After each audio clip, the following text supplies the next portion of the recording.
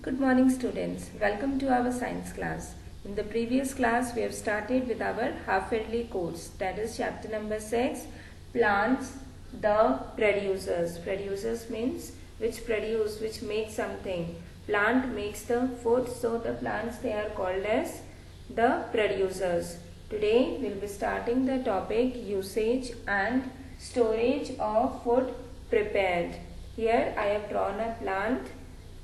So this plant, it make their own food in the presence of sunlight, water and carbon dioxide.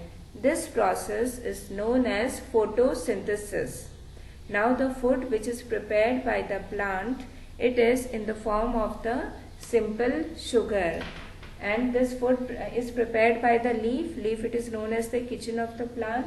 From the leaf, this food is transferred or transported through these branches or the stem to all the parts of the plant, and extra food is stored in the plant, and this food is used for the growth of the plant. Now the extra food which is left in plant, this extra food is stored in the form of, it is stored either in the root of the plant or the stem of the plant or the leaf of the plant, or the extra food is stored in the fruit or in the seed of the plant. Now let us do one example of each of it so that it will be clear to you. Now root, like carrot, radish, they are the root. Stem, sugarcane is the stem. Leaf, cabbage is the leaf. Fruit, apple, it is the fruit. And seeds, peas, they are the example of the seed. So the food, it may either stored in the root, stem, leaf, fruit or seed of the plants. Can you tell some more example? Root, radish is also an example of the root. Fruits, more example, guava, orange. Yes, this all are the, in the fruit, the food, it is stored.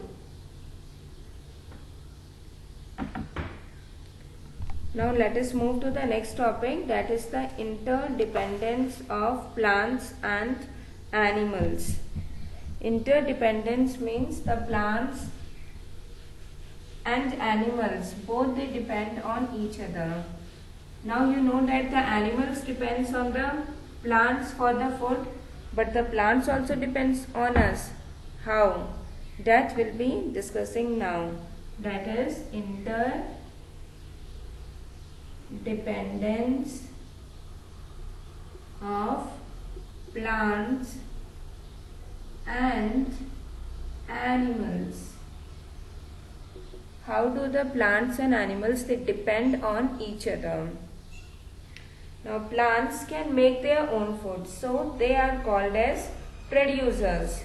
Animals depend directly or indirectly on plants for their food.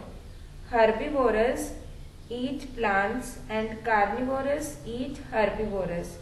Thus, a chain called food chain exists in nature. Now, how do they each depend on each other? Animals depends on the plant for the food. I am just drawing here. This one is the grass. This grass is eaten by the deer. Deer used to eat the grass, and this deer is eaten by the lion. Yes, so deer is an herbivore because it is plant eating, and lion, it is the flesh eating animal. So lion, we can say it is a carnivore. And this chain, it is known as the, this chain is known as the food chain. This chain is known as the food chain. So what is a food chain? Food chain is a chain of organisms that shows that each organism in chain depends on the lower organism for its food. So food chain, it is a sequence of this organism where one organism depend on the other. Like lion, it is a carnivore. This carnivorous, it depends on the herbivorous for its food, and herbivorous in turn, it is dependent on the plants, and the plants, they are the producers. So this chain, it is called as the food chain. Now plants and animals helps to maintain the balance of oxygen and carbon dioxide in the environment by exchange of gases. The plants and animals, they maintain the exchange of gases. How? Let us draw a diagram. I am just drawing a rough diagram so that you are able to understand it. Here is a plant. Yes, first of all I am just drawing sun, because sunlight is necessary. In presence of sunlight only the plants can prepare their own food. Okay, so this is a tree. I have drawn a tree here, and this one is a human being. This one is the human being. Okay, now the plants and the animals or the human being, they maintain the balance of the gases in the atmosphere. How do they maintain the balance? What do the plants or the tree they require? They require carbon dioxide. What do they require? That is the carbon dioxide. Let me draw some more plants here.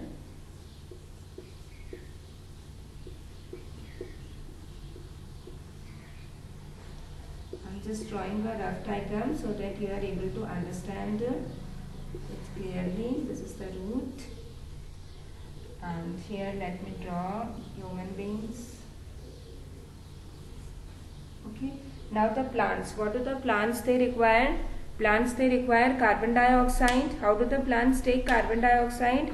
Through the tiny holes known as the stomata. So the plants they take in carbon dioxide. And what do the plants they give out? The plants they give out oxygen in the environment.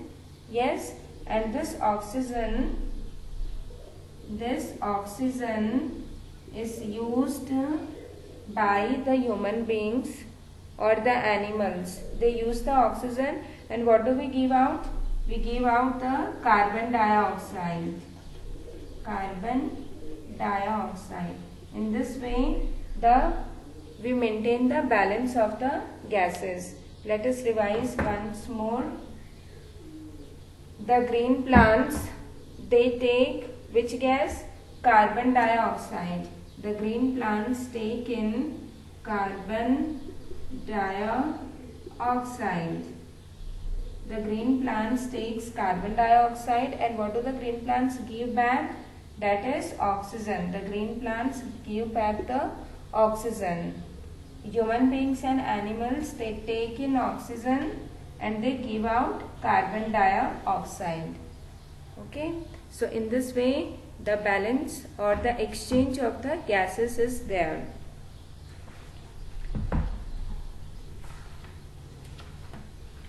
Now the next is the balance in nature. The balance between the number of plants and animals in nature needs to be maintained. If there is a sudden increase in the number of animals, the food and oxygen supplied by plants may not be sufficient for animals. There should be a balance between the plants and animals. What will happen if the animals, they are very large in the number and the plants, they are very less? Then we will be not getting the enough oxygen. That's why we are said to plant more and more tree. And on one Mahotsav, we used to plant more and more plants on that day. If there is a sudden decrease in the number of animals, then carbon dioxide supplied by animals may not be sufficient for plants. And what will happen if the animals, they are very few in the number, then animals, we human beings, we give out carbon dioxide, then there will be lesser carbon dioxide. So we have to maintain a balance between the plants and animals, and we have to protect both the plants and animals. So that's all for today's class. Today what you have to do, you have to just read the chapter and learn the definitions which are given in the chapter. God bless you all. Goodbye. Take care.